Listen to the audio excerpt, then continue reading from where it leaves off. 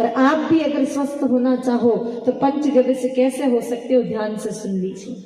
क्योंकि याद रखना, इस संसार का सबसे पहला सुख है निरोगी काया। इसीलिए कहा भी है कि पहला सुख निरोगी काया। अगर आपका तन स्वस्थ नहीं है तो आप चाहे कितने भी पैसे वाले हो या कितना भी आपका बड़ा मन है, लेकिन आपका तन स्वस्थ नहीं है तो आपकी बाकी कोई भी सुख मायने नहीं रखते। आपके पास इतना धन है कि आप रोज हलवा पूड़ी बना के खाओ तो भी कोई दिक्कत नहीं, लेकिन डॉक्टर ने बीपी और शुगर कहा है, वो हलवा पूड़ी अपने क्या काम का, फिर उल्टा देख देख के जी जलाओ। तो तन से स्वस्थ रहना बहुत जरूरी है। अगर आप 3 नियमों का पालन अपने जीवन में कर लेते हैं, आपको कोई बीमारी स्पर्श भी नहीं कर पाएगी, छू नहीं पाएगी। मेरी किसी भी बात पर विश्वास मत करना, ये मैं आपको स्पष्ट खुला कह रही हूँ, प्रयोग करके देखना। क्योंकि कलयुग में विश्वास करने जितना समय नहीं है। कलयुग में जिस पे विश्वास करता है वो धोखा ही देता है अंत में। इसीलिए हम पर भी मत करना, आप प्रयोग करके देखना। और 1 रुपया भी आपका खर्च हो, इसलिए प्रयोग भी आसानी से कर सकते हो। वरना किसी प्रयोग में ही अगर लाखों रुपए खर्च हो रहे हो तो ऐसा प्रयोग भी कैसे करें। तो आपको ऐसे प्रयोग करने जो फ्री में हो सकते हैं। प्रयोग करके देखना, आपके जीवन में बीमारी छू भी नहीं पाएगी। करना ये है, अगर स्वस्थ रहना चाहो तो सुबह सुबह खाली पेट 8 तह के कपड़े से, यानी 8 लड़ के कपड़े से, सफेद सूती कपड़े से 8 बार छान करके गाय माता का आधा कप गोमूत्र पीना है। गाय माता का गोमूत्र छान के पीना चाहिए। 8 लड़ के कपड़े से 8 बार छानना चाहिए, यानी कुल वो 64 बार छन जाएगा। अब आप कहोगे कि गोमूत्र पीने से क्या हो जाएगा। कई लोगों को गोमूत्र पर विश्वास ही नहीं।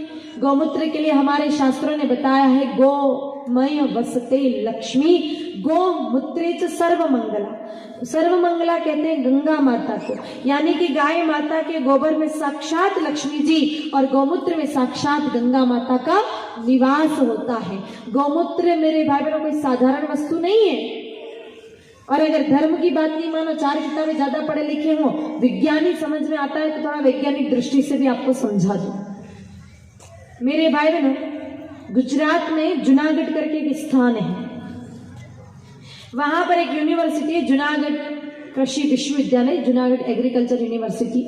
वहां के 12 डॉक्टर, जिनके प्रमुख थे डॉक्टर गोलकिया जी, नाम उनका था डॉक्टर गोलकिया जी, उनके साथ 11 और डॉक्टर मिले और 4 सालों तक 400 गौमाताओं पर रिसर्च किया। मेरे भाई बहनों, रिसर्च से पता चला कि गौमूत्र में 388 प्रकार के ऐसे एलिमेंट्स होते हैं, ऐसे तत्व होते हैं जो 174 प्रकार की बीमारियों को जड़ सहित खत्म करते हैं। अगर थोड़े से जागरूक लोग हो आप, और अगर नियमित अखबार पढ़ते हो, नियमित टीवी देखते हो, तो 16 फरवरी 2016 का अखबार उठा के देख लेना। कोई सा भी अखबार, चाहे राजस्थान पत्रिका हो, दैनिक भास्कर हो, या और भी कोई भी अखबार हो, आप उठाकर देख लेना। दुनिया के सारे अखबारों में ये लेख छपा था। जूनागढ़ एग्रीकल्चर यूनिवर्सिटी का ये मेरे भाई बहनों जो रिसर्च था वो छपा था कि गौमूत्र में 388 प्रकार के ऐसे तत्व होते हैं जो 174 प्रकार की बीमारियों को खत्म करते हैं जड़ सहित। इसलिए प्रत्येक व्यक्ति को नियमित, मेरे भाई बहनों, गौमूत्र जरूर पीना चाहिए। अगर एक बात से आपकी बात समझ में नहीं आवे तो दूसरा प्रमाण और सुन लीजिए। वही लोग जो विज्ञान पर ज्यादा जोर देते हैं वही सुनना। मेरे भाई बहनों, आप कभी इंदौर जावे, इंदौर का नाम तो सुना है ना, मध्य प्रदेश में इंदौर एक शहर है। इंदौर में RNT सर्कल है, रविंद्रनाथ टैगोर सर्कल।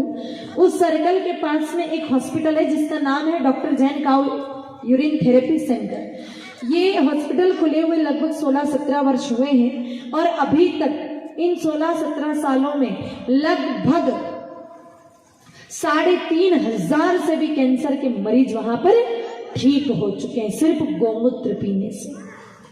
अगर ये भी उदाहरण आपको समझ में नहीं आए तो तीसरा और प्रमाण सुनिए।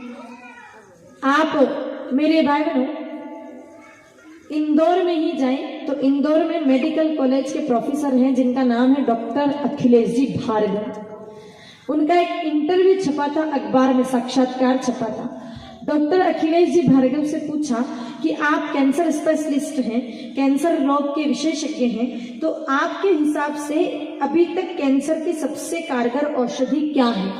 मेरे भाई बहनों, डॉक्टर अखिलेश जी भार्गव जो कैंसर रिसर्च पर काम कर रहे हैं, उन्होंने एक ही जवाब दिया, गोमूत्र। गोमूत्र से बढ़कर के कैंसर की कोई भी औषधि नहीं है। तो इसीलिए गोमूत्र को कोई साधारण वस्तु आप नहीं समझिए। गोमूत्र हर व्यक्ति को नियमित पीना चाहिए। बस एक बात ये ध्यान रखनी है कि गोमूत्र ज्ञावन गौ माता का नहीं है, गर्भवती गाय माता का नहीं है। ब्याहने के बाद 45 दिन हो गए हो, यानी लगभग 1.25 महीना हो गया, उसके बाद ही गोमूत्र पीना चाहिए। बाहर पर सड़क पर जो प्लास्टिक की थैलियां झीलते हैं या फिर जो इधर उधर मेरे बाबा गंदगी खाते हैं, ऐसे गाय माता का गोमूत्र नहीं। जो घर पर बंद करके और व्यवस्थित घास, या फिर बाहर भी जा रहे हैं तो कोई ग्वाला साथ में जा रहा है, जंगल की घास जो झील करके और आ रहे, ऐसी गौ माता का गोमूत्र ही पीना चाहिए।